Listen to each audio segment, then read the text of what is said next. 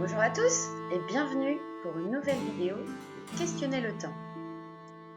Cette semaine, nous allons repartir direction le Moyen-Âge. Après nous être intéressés à la vie difficile des paysans, nous avions vu que celle des seigneurs était rythmée par les banquets, la chasse, les tournois, mais aussi les guerres. Guerres auxquelles les chevaliers prenaient évidemment part. Aujourd'hui, nous allons nous intéresser à un des plus grands symboles du Moyen-Âge, les châteaux forts. Et qui, selon toi, vivait dans ces grandes bâtisses? Les seigneurs, évidemment. Tout commence au Xe siècle. Des seigneurs aménagent sur des collines des tours de bois entourées de palissades et de fossés. Elles servent à protéger le seigneur et ses paysans des invasions, des pillages ou des guerres entre seigneurs. Ces premières demeures sont appelées des mottes castrales. Un siècle plus tard, c'est-à-dire 100 ans plus tard, les châteaux sont construits en pierre, souvent sur des sites naturels accidentés, et donc plus difficilement prenables. À ton avis, pourquoi a-t-on construit les châteaux forts en pierre? Pour être plus résistants? C'est entendu, mais résistants à quoi? Résistants aux guerres. Eh oui, car elles sont très nombreuses à l'époque. Le château fort, c'est avant tout un bâtiment militaire, construit pour se défendre des attaques et protéger la seigneurie. C'est un symbole de puissance. Observe cette nouvelle image. Ici, on observe assez distinctement une armée rouge assiéger une armée bleue retranchée dans son château. Si tu regardes bien, tu remarqueras que les chevaliers ne sont pas les seuls à l'intérieur du château. Eh oui, il y a aussi des paysans. Car en temps de guerre, le seigneur se porte garant de la sécurité de tous les paysans qui vivent sur ces terres.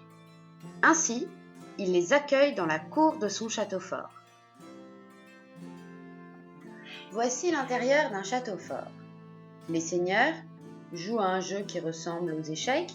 Les dames, au fond, font de la broderie. Un enfant joue avec un chien. Cela a beau être un château, ce n'était pas du tout un endroit confortable.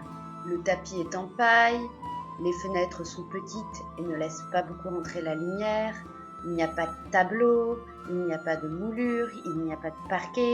On comprend que le luxe n'était pas du tout leur préoccupation. Ils n'avaient en fait qu'une seule idée en tête, se protéger des attaques. En France, il y a beaucoup de châteaux forts que tu peux visiter. Et voyager dans la France des châteaux forts, c'est découvrir des merveilles de l'architecture. Voici par exemple le château de Val.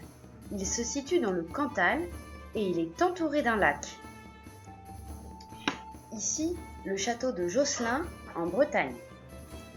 Voilà le château de Pierrefonds. Ses hautes tours surgissent comme dans un conte de fées au beau milieu de la forêt de Compiègne. On raconte même que ce château aurait été une source d'inspiration pour Walt Disney. Les différents éléments qui caractérisent les châteaux forts en font des lieux de refuge et de résistance qui ne peuvent être vaincus que par des longs sièges. Observons ces éléments en détail. Les tours permettaient de prendre de la hauteur et de voir arriver l'ennemi de très loin. Le chemin de ronde était une petite allée qui permettait de se rendre d'un endroit à un autre tout en restant protégé. Le donjon était la plus haute tour d'un château fort. À l'intérieur du donjon vivait le seigneur et sa famille. Le haut des murs, des tours et des donjons sont couronnés par des merlons, c'est les parties pleines, et des créneaux, les parties vides. Les profonds fossés font le tour de l'enceinte. Ils servaient à empêcher les assaillants de s'approcher de trop près. Quand les fossés sont remplis d'eau, on appelle ça des douves. Les remparts, que l'on appelle aussi courtines, sont de grands murs qui font le tour du château. L'accès au château fort est défendu par un pont-levis.